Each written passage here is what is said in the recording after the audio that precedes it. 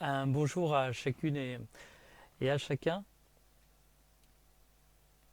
Après avoir parlé de Jonas dans les vidéos qui sont sur la chaîne YouTube, aujourd'hui nous changeons donc de sujet et nous allons parler de l'amertume. Alors il faut savoir déjà pour commencer cette vidéo, savoir qu'est-ce que c'est l'amertume.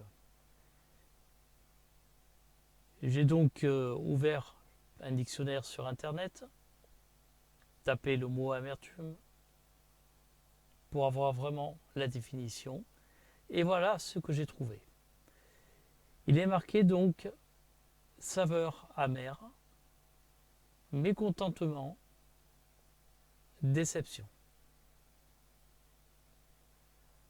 Dans la Bible, cela est marqué aussi. Et la Bible a comme définition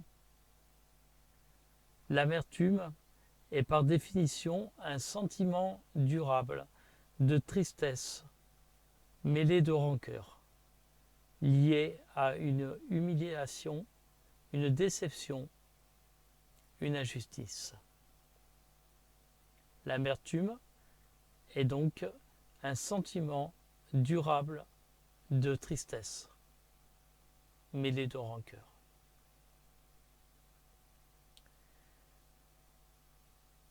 Toujours dans la Bible, je te demanderai donc de prendre ta Bible, de l'ouvrir au livre de Job.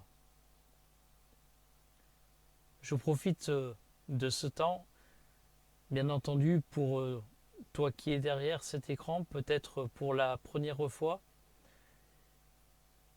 pour te proposer une Bible gratuitement. Pour cela, tu me laisses un commentaire sur cette chaîne, sur cette vidéo, et je me ferai un plaisir de te l'envoyer.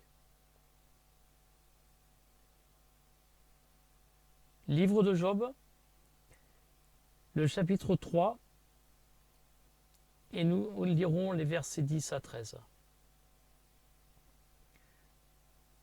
Pour ceux qui ne connaissent pas Job, je le résumerai en quelques phrases afin de bien saisir la situation.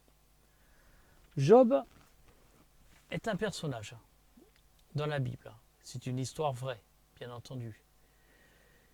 Job, il a tout.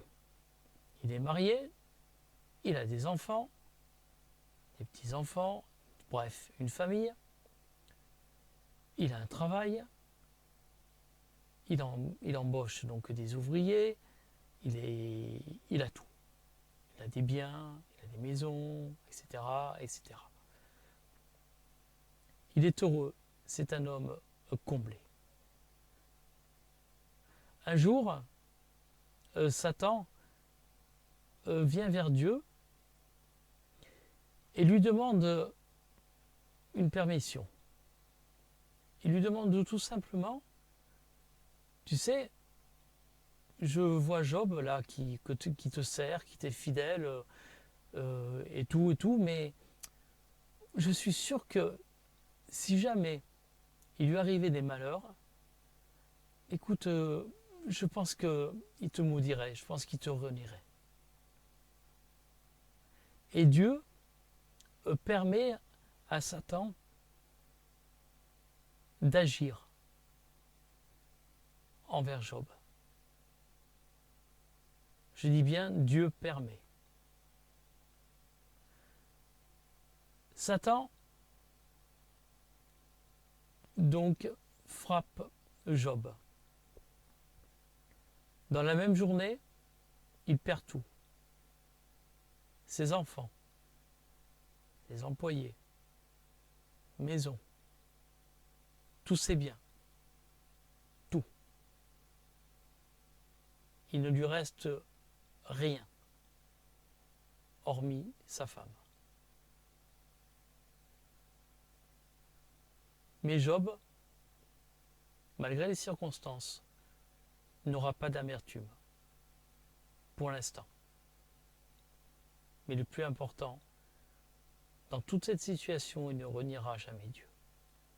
Alors Satan retourne voir Dieu et lui dit, mais je suis sûr que si jamais je touche à sa santé physique, là, il te reniera.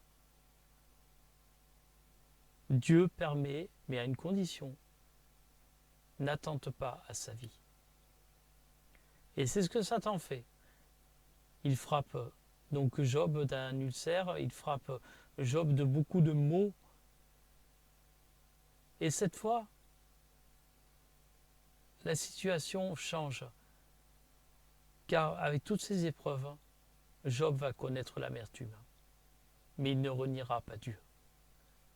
Même sa femme lui demandait de renier Dieu. Il tiendra le coup. Par contre, l'amertume est là. Et c'est normal. Toi qui es derrière cet écran, quand tu as connu, ou que tu connais peut-être malheureusement, c'est ce style de vie où c'est que l'épreuve est là, où c'est que les problèmes donc sont à droite et à gauche, où c'est qu'il y a un problème, puis un deuxième, puis un troisième, puis un quatrième. Certains appellent ça la loi des séries. Mais tu te dis, mais jusqu'à quand ça va durer? Jusqu'à... Qu'est-ce qui se passe? L'amertume envahit ton cœur. Je voudrais donc citer cet exemple d'amertume dans le livre de Job. Et cela est au chapitre 3 et les versets 10 à 13. Car elle n'a pas formé le sein qui me conçut, ni dérobé la souffrance à mes regards. Et donc Job se pose des questions. Il est amer. Pourquoi ne suis-je pas mort dans le ventre de ma mère? Première question. Pourquoi n'ai-je pas expiré aux sorties de ses entrailles? Il en est à deux. Troisième question. Pourquoi ai-je trouvé des genoux pour me recevoir? Quatrième question. Et des mamelles pour m'allaiter. 4 questions que Job se pose avec l'amertume dans son cœur. Il termine en disant « Je serai couché maintenant, je serai tranquille, je dormirai, je reposerai. » L'amertume de Job, notre amertume quand tout va mal. Donc cela provoque un sentiment de dégoût. Toujours dans le livre de Job, et au chapitre 10, au verset 1, il est marqué, je cite donc, « Mon âme est dégoûtée de la vie, je donnerai cours à ma plainte, je parlerai dans l'amertume de mon âme. » Je connais ce sentiment d'amertume, tu connais ce sentiment, tu es et je suis aussi dégoûté. Dégoûté de tout, dégoûté de la vie, dégoûté de tout ce qui peut se passer. Je suis amer. Je peux être aussi amer par rapport à quelqu'un qui m'a blessé, quelqu'un qui m'a fait du mal. Et c'est là que cela devient aussi dangereux, car ce sentiment d'amertume qui commence à pénétrer dans ton cœur ne va pas s'arrêter là si tu ne le stoppes pas. En effet, ce sentiment d'amertume va commencer à ronger ton cœur et va provoquer au fil du temps qui va passer un sentiment d'amertume de plus en plus fort qui pourra déjà aller jusqu'au dégoût, au dégoût que tu es en train de vivre, au dégoût de toi-même, mais aussi au dégoût de toi. Ce sentiment d'amertume n'est pas anodin et n'est pas à prendre à la légère. Nous verrons dans la prochaine vidéo la deuxième partie donc de ce sujet de l'amertume. Qu'est-ce qui se passe exactement et comment on va faire pour la contrer.